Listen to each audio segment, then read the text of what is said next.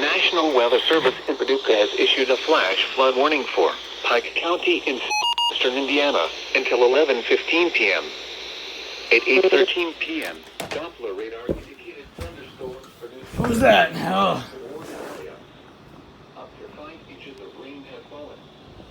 Flash flooding is expected to begin shortly.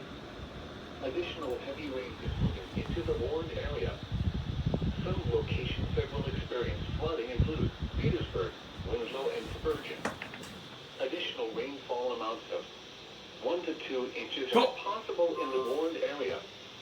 Repeating, a flash flood warning has been issued until 12:15 a.m. Monday for the following counties: Pike, Indiana.